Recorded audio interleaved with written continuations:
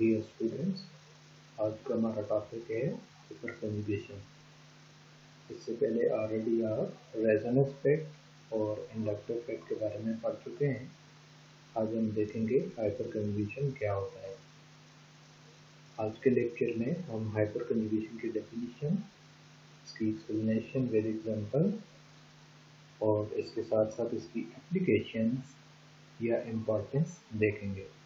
हम ये देखेंगे कि हाइपर कंजुगेशन का ऑर्गेनिक मॉलिक्यूल या रिएक्टिव इंटरमीडिएट्स के अंदर क्या रोल होता है। सबसे पहले हाइपर कंजुगेशन की डेफिनेशन देखते हैं। यहाँ पे मैंने आपके लिए दो डेफिनेशन दी हुई है हाइपर कंजुगेशन की। सबसे पहली डेफिनेशन है delocalization of sigma electron into an adjacent pi orbital or p orbital is called hyperconjugation। इससे पहले आपने रेजोनेंस के बारे में पढ़ा है कि resonance is the delocalization of pi electron, but hyperconjugation is delocalization of sigma electron.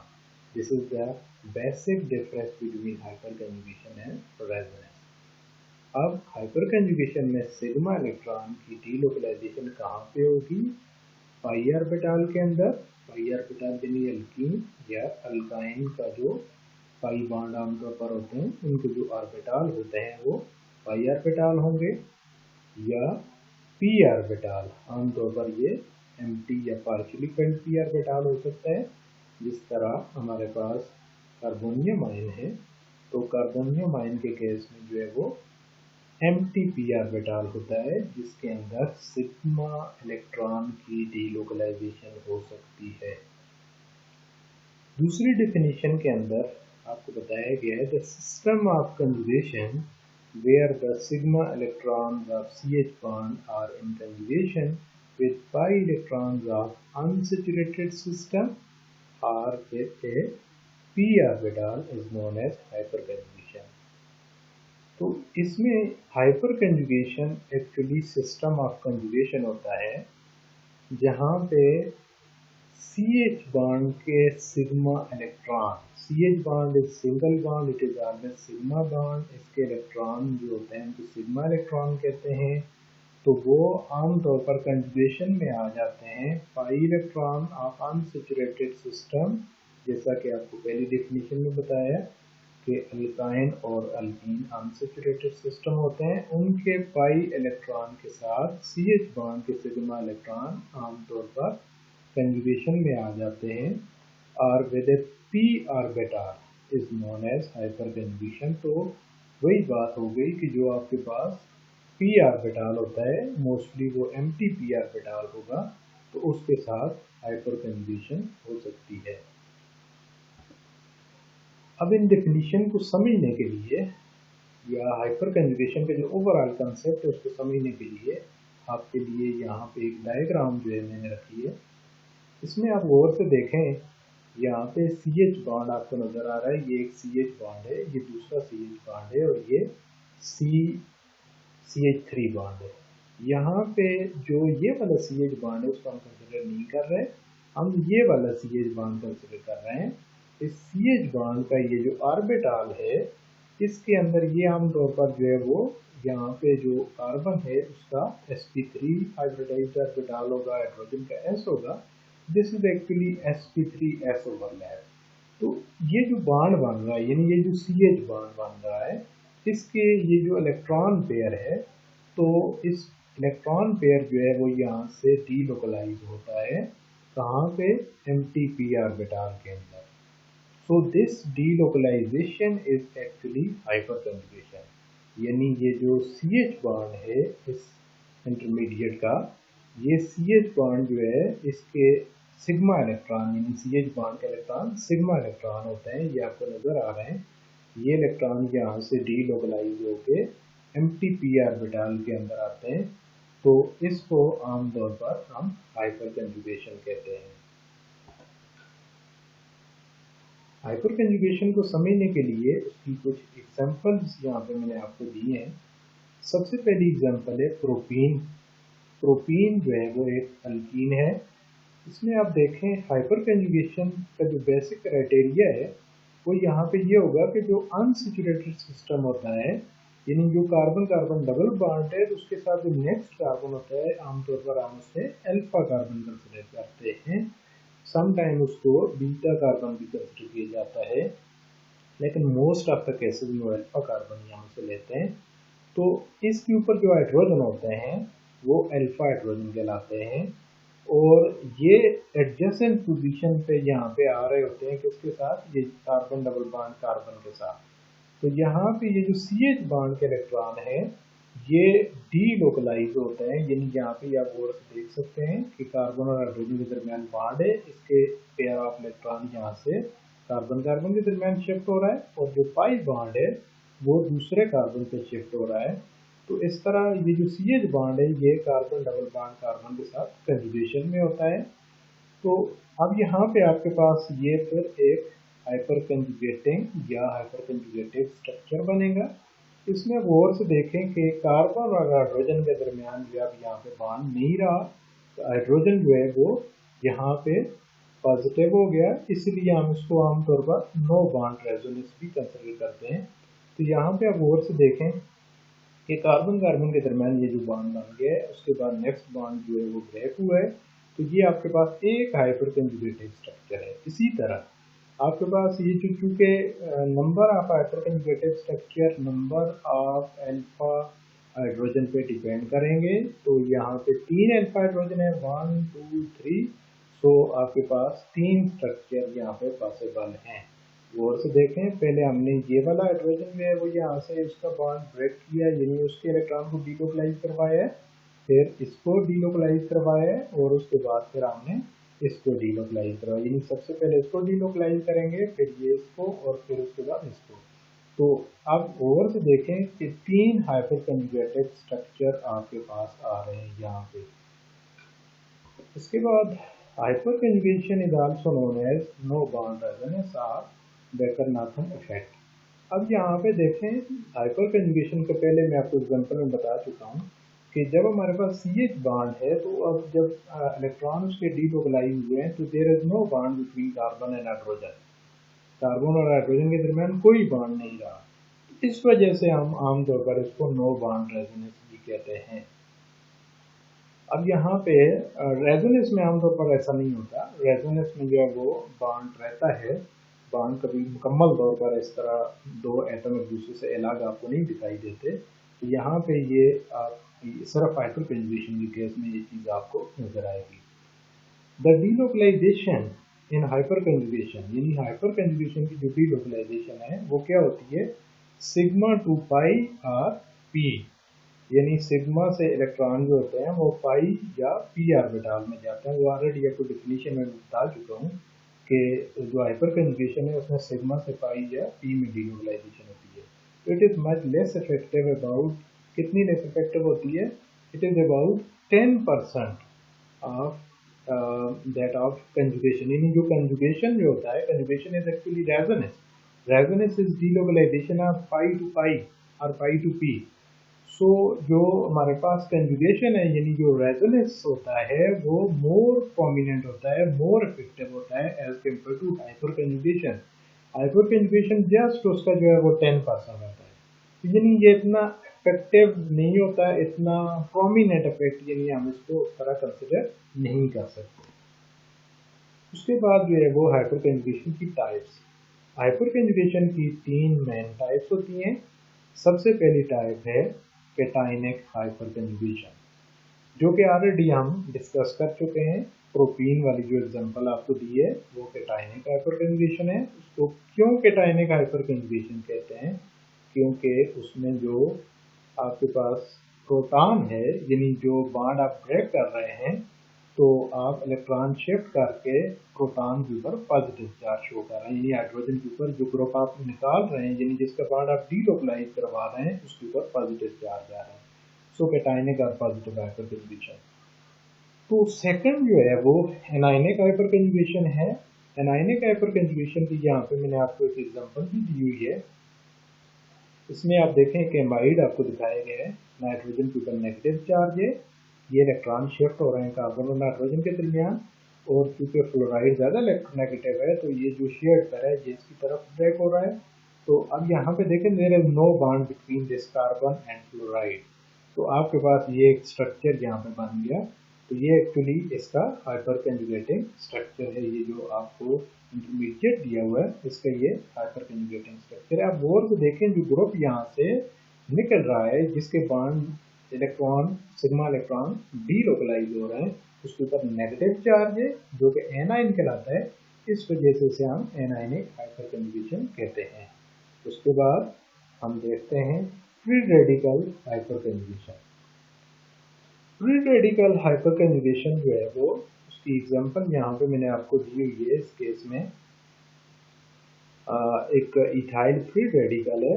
आप गौर से देखें कि जो हमारे पास एक डेफिनेशन में मैंने आपको बताया था कि पी ऑर्बिटल, अब पी ऑर्बिटल कौन सा हो सकता है, पार्शियली फिल्ड पी ऑर्बिटल भी हो सकता है और एम्प्टी पी ऑर्बिटल भी हो सकता है। अब गौर से देखें यहाँ पे फ्री रेडिकल के केस में हमारे पास पार्शियली फिल्ड पी ऑर्बिटल है।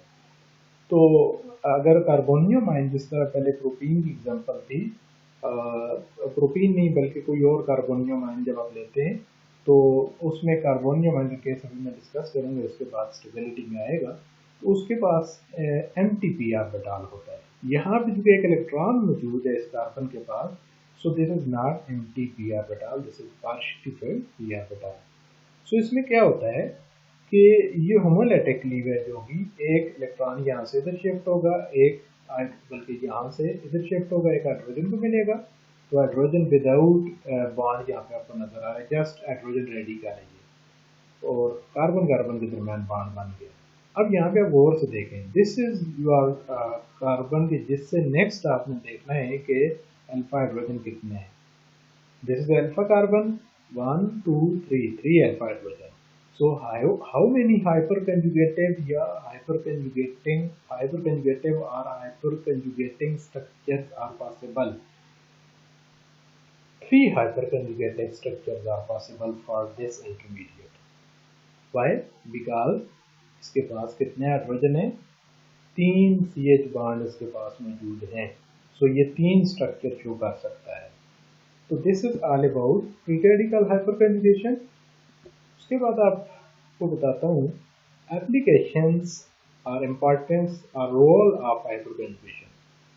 ये बहुत इम्पोर्टेंट है कि हमें पता होना चाहिए कि हाइपर कंजुगेशन हम क्यों पढ़ते हैं।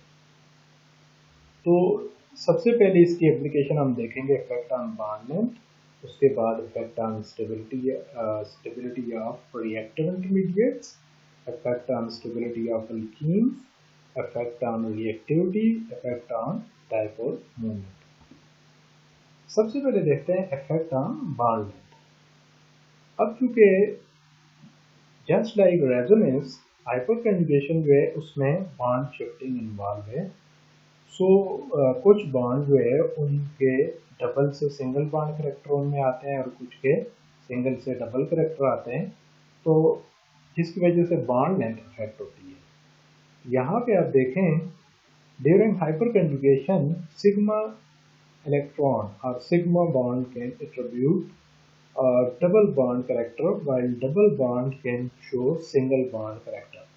यहाँ पे आमतौर पर क्या होता है कि जो वही बात आ गई कि सिग्मा इलेक्ट्रॉन जो होते हैं आमतौर पर जो सिंगल बॉन्ड होता है वो यहाँ पे डबल बॉन्ड कैरेक्टर शो कर देता है, यानी वो जो डबल बॉन्ड कैरेक्टर शो करेगा तो बॉन्ड लेंथ उसकी डबल बॉन्ड वाली आ जाएगी। एग्जैक्ट डबल बॉन्ड वाली नहीं होगी लेकिन सिंगल से जो है वो उसकी बॉन्ड लेंथ कम हो जाएगी।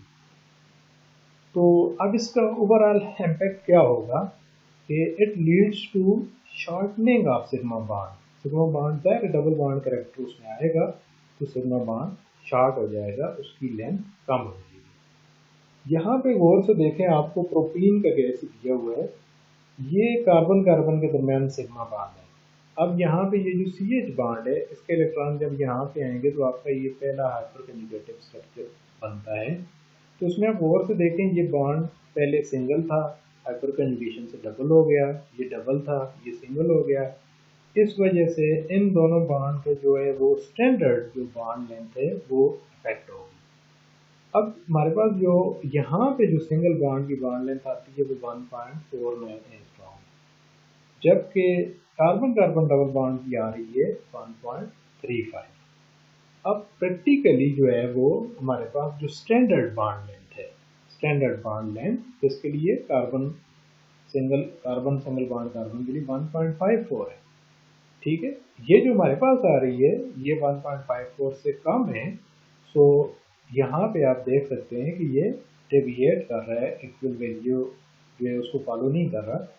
उसके बाद नेक्स्ट जो है वो standard bond length for carbon carbon is 1.34, जबकि यहाँ पे ऑलमोस्ट 1.35 आ रही है, उससे थोड़ी ज़्यादा है, यानी जो डबल बॉन्ड है उसकी बॉन्ड लेंथ एक्चुअल से थोड़ी ज़्यादा हो जाती है, क्योंकि उसमें सिंगल कैरेक्टर आ जाता है और सिंगल में डबल कैरेक्टर आ जाता है।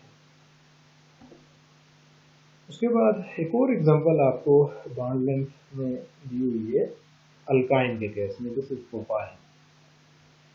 इसमें जो सिंगल बॉन्ड की बॉन्ड लेंथ हमारे पास यहाँ पे जो आ रही है वो 1.46 है, जबकि आप जानते हैं कि जो स्टैंडर्ड है वो 1.54 है। जबकि जो ट्रिपल बॉन्ड की बॉन्ड लेंथ है वो 1.25 ऑलमोस्ट इतनी आ जाती है। यहाँ पे इसकी जो बॉन्ड लेंथ हमारे पास है वो इससे ज़्यादा आएगी, क्योंकि यहाँ पे इसका ट्रिपल बॉन्ड कैरेक्टर चेंज होगा, डबल बॉन्ड कैरेक्टर इसके अंदर आएगा।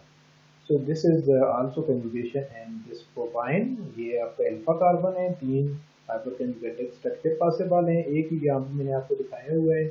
तो इस तरह आपके पास जो है वो प्रोपाइन की हाइपर कंजुगेशन इस तरह पॉसिबल है।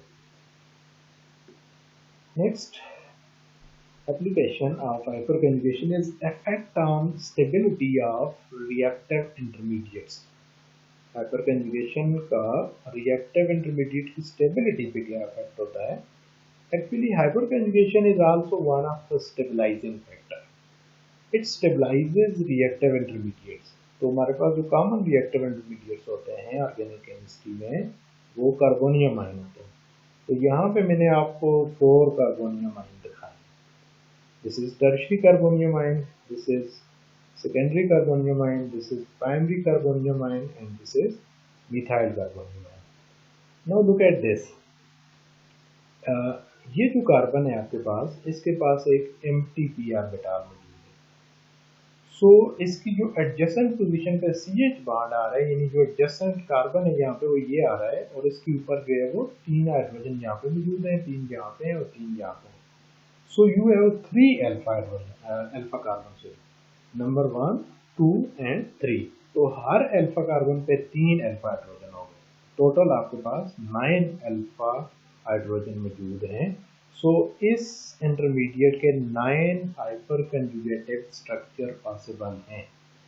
जबकि यहाँ पे आप देखें तो ये जो आपका हाइड्रोजन है, यहाँ पे ये कार्बन नहीं है, ये हाइड्रोजन है, तो इसको हम कंसिडर नहीं करेंगे क्योंकि ये डायरेक्टली अटैच है इसके साथ। तो इसके साथ ये अल्फा कार्बन, इसके जो हाइड्रोजन है कंसिडर होंगे और इसके होंगे। सो 3 + 3 = 6। तो आपके पास जो है 6 हाइपर कंजुगेटेड स्ट्रक्चर इसके पॉसिबल है। इसी तरीके से यहाँ पे आप देखें तो 3 हाइपर कंजुगेटेड स्ट्रक्चर ओनली, ये जो मिथाइल है इसके हाइड्रोजन हाइपर कंजुगेशन में आएंगे, जबकि यहाँ पे आपके पास कोई अल्फा कार्बन नहीं है, कोई हाइपर कंजुगेटेड स्ट्रक्चर इसका पॉसिबल नहीं है। इस वजह से स्टेबिलिटी ऑर्डर ये होगा कि tertiary is more stable then secondary, secondary is more stable then primary, primary is more stable then methyl carbonium ion. Number of hyper conjugated structure जो होते हैं वो स्टेबिलिटी को डायरेक्टली इफेक्ट करता है। जितने हाइपर कंजुगेटेड स्ट्रक्चर ज़्यादा होंगे उतनी स्टेबिलिटी ज़्यादा होगी, जितने हाइपर कंजुगेटेड स्ट्रक्चर कम होंगे उतनी स्टेबिलिटी कम होगी। तो number of hyper conjugated structure इसके ऊपर डिपेंड करते हैं, अल्फा हाइड्रोजन के ऊपर। अल्फा हाइड्रोजन जितने ज़्यादा होंगे उतने हाइपर कंजुगेटेड स्ट्रक्चर ज़्यादा होंगे। उसके बाद तीसरी एप्लीकेशन है effect on stability of alkenes. Alkyne की जो स्टेबिलिटी है वो डिपेंड करती है आमतौर पर नंबर ऑफ अल्काइल ग्रुप के ऊपर। जितने अल्काइल ग्रुप ज़्यादा होंगे, और कौन से अल्काइल ग्रुप? जिनके साथ आमतौर पर हाइड्रोजन मौजूद हो, ठीक है, जो डीलोकलाइजेशन में इन्वॉल्व हो सकते हो। तो जितने अल्काइल ग्रुप ज़्यादा होंगे उतना अल्कीन स्टेबल होगा। यानी ये जो स्टेबलाइजिंग फैक्टर है, ज़ाहिर हाइपर कंजुगेशन ज़्यादा होगी तो उससे स्टेबिलिटी के लिए ऐड होगी। So stability of alkenes increases with increase in number of alkyl substituents. Greater the number of hydrogen containing alkyl groups, यानी वो अल्काइल ग्रुप, इस तरह ये वाला अल्काइल ग्रुप है, ये अल्काइल ग्रुप है, ये जितने ज़्यादा होंगे greater number of alpha hydrogen, वो भी ज़्यादा होंगे, अल्फा हाइड्रोजन भी ज़्यादा होंगे, और उसके बाद greater number of hyper conjugated structure. जितने आपके अल्फा हाइड्रोजन ज़्यादा होंगे उतने आपके हाइपर कंजुगेटेड स्ट्रक्चर ज़्यादा होंगे, जितने हाइपर कंजुगेटिंग स्ट्रक्चर ज़्यादा होंगे उतनी स्टेबिलिटी ज़्यादा होगी। यहाँ पे गौर से देखें, this is two butene and this is one butene. अब 2-ब्यूटीन में आप देखें हमारे पास जो है वो इसके राइट हैंड साइड पे जो अल्फा कार्बन है उस पर 3 हाइड्रोजन है और लेफ्ट हैंड साइड पे भी 3 हाइड्रोजन है। ये बॉन्ड आपने कंसिडर करना है, ये आपका अनसैचुरेटेड सिस्टम है। तो ये यहाँ से इसकी मतलब ये हाइड्रोजन डिलोकलाइज हो सकता है, ये हो सकता है, ये हो सकता है, इस तरह ये भी हो सकते हैं दोनों तरह से। सो 3 + 3 6 हाइपर कंजुगेटेड स्ट्रक्चर्स 2-ब्यूटीन के। यहाँ पे अब और से देखें, अब इसके ये वाले हाइड्रोजन हाइपर कंजुगेशन में ऐसा नहीं ले सकते, ये हाइड्रोजन हाइपर कंजुगेशन में ऐसा लेंगे और ये भी नहीं ले सकते, क्योंकि आप गौर से देखें ये फिर बीटा कार्बन यहाँ से आगे बन रहा है। अगर ये अल्फा आप ले रहे हैं तो ये फिर बीटा है, तो ये वाले ऐसा ले सकते हैं, ये ऐसा नहीं ले सकते। Only 2 hyper conjugated structures are possible for one butene. So two butene is always more stable than one butene, क्योंकि इसके हाइपर कंजुगेटिंग स्ट्रक्चर ज़्यादा है, इसके हाइपर कंजुगेटिंग स्ट्रक्चर कम है। Next is effect on dipole moment. अब आप जानते हैं कि जो डायपोल मोमेंट होता है, जिस तरह रेजोनेंस में भी हमने पढ़ा है कि रेजोनेंस से चार्ज सेपरेशन ज़्यादा होती है तो डायपोल मोमेंट भी वो आमतौर पर बढ़ता है। यहाँ पर भी सेम यही केस है कि जब डीलोकलाइजेशन होगी तो चार्ज सेपरेशन बढ़ेगी, चार्ज सेपरेशन जब ज़्यादा होगी तो डायपोल मोमेंट आमतौर पर जो मॉलिक्यूल्स हैं उनका ज़्यादा होता है, जहाँ पे हाइपर कंजुगेशन होगी। एक्सपेरिमेंटल यानी जो ऑब्जर्व डायपोल मोमेंट होता है, dipole moment of nitromethane is higher than its calculated value. जो हमारे पास जो नाइट्रोमीथेन है उसका जो एक्सपेरिमेंटल डायपोल मोमेंट होता है यानी ऑब्जर्व्ड होता है, वो उसकी एक्सपेरिमेंटल वैल्यू से आमतौर पर कम होता है,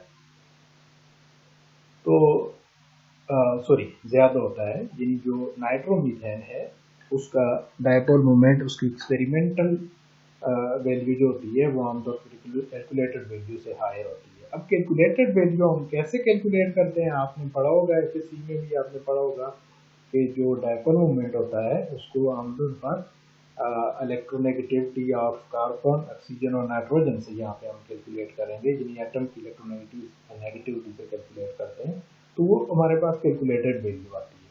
कैलकुलेटेड वैल्यू आमतौर पर यहाँ पे कम आती है, जबकि एक्सपेरिमेंटल वैल्यू ज़्यादा आती है, जो ये प्रूव कर रही है कि इसमें चार्ज सेपरेशन ज़्यादा है। अब चार्ज सेपरेशन ज़्यादा किस वजह से यहाँ पे हो रही है, this is due to hyperconjugation. यहाँ पे आप गौर से देखें कि हमारे पास जो कार्बन और हाइड्रोजन के दरमियान यहाँ पे कार्बन के साथ 3 बॉन्ड बन रहे हैं, अल्फा कार्बन कंसिडर करेंगे, 3 हाइपर कंजुगेटेड स्ट्रक्चर पॉसिबल है, मैंने आपको एक ही दिखाया हुआ है। तो आप गौर से देखें कि जब हाइपर कंजुगेशन होगी तो उससे चार्ज सेपरेशन बढ़ेगी, चार्ज सेपरेशन बढ़ेगी, डायपोल मोमेंट ज़्यादा होगा। उसके बाद नेक्स्ट लास्ट जो एप्लीकेशन है हाइपर कंजुगेशन का या जो रोल है ऑर्गेनिक केमिस्ट्री में, that is effect on reactivity. तो हाइपर कंजुगेशन आमतौर पर जो है वो रिएक्टिविटी को जो है वो कंपाउंड के अंदर बढ़ाता है। ये एक एग्जांपल मैंने आपको दी हुई है टॉल्यूइन की केस में। टॉल्यूइन को अगर आप देखें तो बेंजीन पे CH3 ग्रुप होता है। अब बेंजीन जो है क्योंकि वो अनसैचुरेटेड सिस्टम है तो जस्ट लाइक एल्कीन, अब बेंजीन के साथ जो कार्बन होगा वो आप अल्फा कार्बन कंसिडर करेंगे, उसके ऊपर जो हाइड्रोजन होंगे वो अल्फा हाइड्रोजन। तो यहाँ पे अगर आप देखें तो यहाँ पे ये तीनों हाइड्रोजन जो हाइपर कंजुगेशन में इन्वॉल्व हो सकते हैं। इस तरह हाइड्रोजन के लिहाज से ये 3 स्ट्रक्चर आपके पास पॉसिबल है। उसके बाद जब CH बॉन्ड के इलेक्ट्रॉन जो है वो शिफ्ट होंगे कार्बन का, ये जो आपका CH3 के कार्बन है और बेंजीन का, उसके बाद ये जो बेंजीन के इलेक्ट्रॉन है वो शिफ्ट हो जाएंगे, ये आपके पास एक स्ट्रक्चर बनेगा, फिर ये दूसरा स्ट्रक्चर बनेगा और उसके बाद ये तीसरा स्ट्रक्चर बनेगा। अब यहाँ पे आप गौर से देखें कि जो इलेक्ट्रॉनिक डेंसिटी है वो मिथाइल से बेंजीन पे शिफ्ट हो रही है, तो बेंजीन जो है वो ज़्यादा न्यूक्लियोफिलिक हो रहा है, यानी बेंजीन जो है उसकी एक्टिवेशन हो रही है, मिथाइल उसे एक्टिवेट कर रहा है। अब मिथाइल कैसे इलेक्ट्रॉन डोनेट कर रहा है? मिथाइल आमतौर पर दो वेक्टर्स के थ्रू इलेक्ट्रॉन डोनेट करता है, इंडक्टिव इफेक्ट और हाइपर कंजुगेशन। तो यहाँ पे क्योंकि हम हाइपर कंजुगेशन की बात कर रहे हैं, तो हाइपर कंजुगेशन के लिहाज से आपको मैंने स्ट्रक्चर दिखाए हुए हैं। तो इसमें methyl group electronic density increase करेगा और बेंजीन के केस में इलेक्ट्रॉन ज़्यादा होंगे और बेंजीन एक्टिवेट हो जाएगा और ये कंपाउंड इलेक्ट्रोफिलिक सब्स्टिट्यूशन रिएक्शन और मज़ीद ईजीली करेगा और इसमें रिएक्शन आसान हो जाएंगे। यहाँ पे आप देखें ये इलेक्ट्रॉन इस तरफ शिफ्ट हो जाएंगे, फिर उसके बाद ये जो नेगेटिव चार्ज इलेक्ट्रॉन है किधर शिफ्ट होंगे, ये पैरा पोजीशन पे आ जाएंगे, फिर उसके बाद जो है वो ये दूसरी आपको पोजीशन पे नेगेटिव चार्ज चला जाएगा। इस तरह आपके पास जो है वो ये 4 डिफरेंट स्ट्रक्चर मैंने आपको दिखाए हैं जो ये शो कर रहे हैं कि इलेक्ट्रॉनिक डेंसिटी जो है वो शिफ्ट हो रही है मिथाइल से बेंजीन की तरह। So, in case of toluene, CH3 group activates benzene for further electrophilic substitution reaction through inductor effect and hyperconjugation. आपको पता होना चाहिए कि हाइपरकंजुगेशन और इंडक्टर इफेक्ट दोनों रोल प्ले करते हैं यहाँ पे, लेकिन ये इस वक्त आपने हाइपरकंजुगेशन के थ्रू इसे एक्सप्लेन करना है। डायरेक्टिंग इफेक्ट, यानी जो डायरेक्ट इफेक्ट होता है, जिस तरह हम कहते हैं आपको para directing group, Meta directing group, तो ये भी जो है वो हाइपर कंजुगेशन की वजह से जो है वो हाइपर कंजुगेशन पे ये डिपेंड करता है। जिस तरह अब मिथाइल है तो वो कौन सी पोजीशन पे जो नेगेटिव चार्ज लेके आ रहा है, आर्थो और पैरा पोजीशन के ऊपर, यानी ये जो दो आर्थो हैं और एक पैरा के ऊपर, इस वजह से हम कहते हैं methyl is ortho para directing group. So reactivity increase होती है आमतौर पर हाइपर कंजुगेशन इफेक्ट की वजह से। This is end of this lecture. Thank you.